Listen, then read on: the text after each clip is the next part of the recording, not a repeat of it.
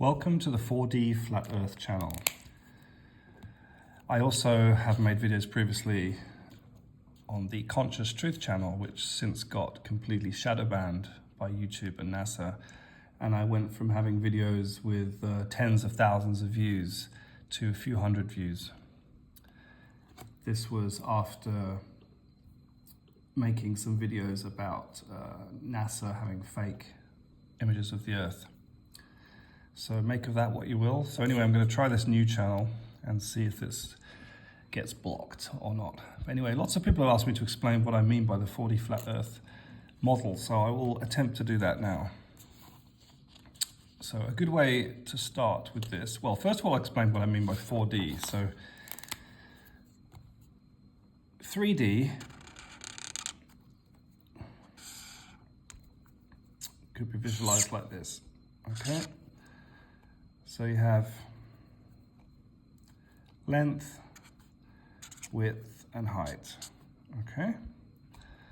So that's your three spatial dimensions. Forget about the fact that some people call time the fourth dimension, because I personally don't agree that time is a fourth dimension of space. I think time is completely outside of space. Time and space are two completely different things. So, a fourth dimension would add another vector. So a good way of understanding this is to use a Möbius strip. So if you don't know what a Möbius strip is, this is just an ordinary piece of paper, okay? So this is a two-dimensional, well, this is actually a three-dimensional object, right? But what I'm explaining here is that if we had Mr. 2D, okay, Mr. Flat, Mr. 2D we'll call him. Mr. 2D, he lives in a two-dimensional world. Everything is two-dimensional, okay? Nothing has any depth, it only has width and height, or length and height. It has two dimensions, there's no third dimension. So if he lives on this flat world like this, okay, if we introduce a twist in this piece of paper, just one single twist, okay, and we stick that together, okay, we now have a piece of paper that has only one side, because if Mr. Flat, imagine he wanted to get onto the other side of this piece of paper. He wanted to get to this bag of treasure, whatever, yeah? Normally he'd have to dig a hole or something, wouldn't he, to get to the other side, right? But now he's living on this Möbius strip world. He can actually draw a continuous line. Okay, we're just going to draw a continuous line.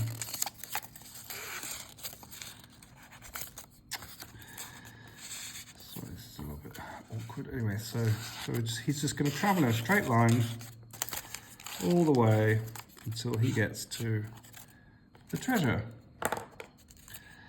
So as you can see, this flat person, he can just travel in a straight line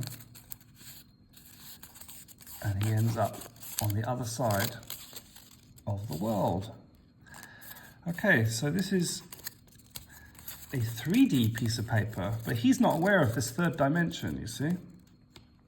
He's not aware that his world is twisted in this third dimension. How would he have any awareness of that? He wouldn't, because he's a two-dimensional being. He's a two-dimensional being living in a two-dimensional world. And if he keeps walking one way, he'll end up on the other side. And then if he keeps walking again, he'll end up coming back here where he started. So he could walk around forever in a loop. And he would probably think that he lived on some kind of circular object. Or he'd probably get very confused and he wouldn't really understand where he lived. So that's quite similar to our predicament, right? Because we live, you know, we live in this world which most people think is a ball, okay? And if we walk in one direction, we end up back where we started, okay? So what if this, instead of being a 3-dimensional object, was actually a 4-dimensional object? So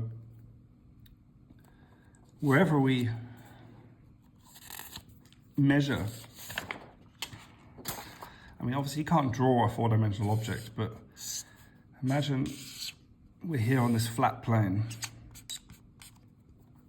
Okay, wherever we measure the ground, we measure it to be completely flat. Okay? But if we keep walking in one direction, we end up coming back where we started. Because the flat world that we live in is actually has a 4-dimensional structure to it. It's difficult to draw. You can't really draw 4-dimensional shapes, but that's the basic idea. So I think that explains most of it. I mean, we could visualize it as a well, what could we visualize it as? I guess it would be a 4-dimensional sphere in a way. Maybe so one slice of it would look like a sphere to us, or would look like a flat plane. I'm not quite sure. Anyway, but whatever this shape is not really important because it's beyond our imagination. So we have this 4-dimensional shape, okay, which we can't really visualize. It could be sort of cube-like, it could be, I don't know, it could be all sorts of shapes. All we know is that when you slice this shape, you get something that looks like the world that we live in. So you get an extended flat plane. Well, that's it. You get an extended flat plane. It's a slice of this, if that makes sense. And then, surrounding this is the celestial sphere. Okay, with the sun, the moon, and the stars. Okay, they surround this 4-dimensional object. Are they part of it? I'm not sure. It could be a separate, I'm imagining it's a separate layer because the celestial sphere appears to be quite separate to the Earth. It's quite far away from us. It doesn't seem to be connected to us. It moves, it seems to move around us. So that would imply that this is like another layer, you know? This layer turns around us. Hence the reason why we see the sun and the moon set and the stars set. And when the sun sets in one place, it comes up in another place. Yet when we measure the ground that we're on, when we slice this and we get a slice, we measure it to be flat. Okay, so I hope that clears that up. If anyone has any questions, please leave them in the comments below.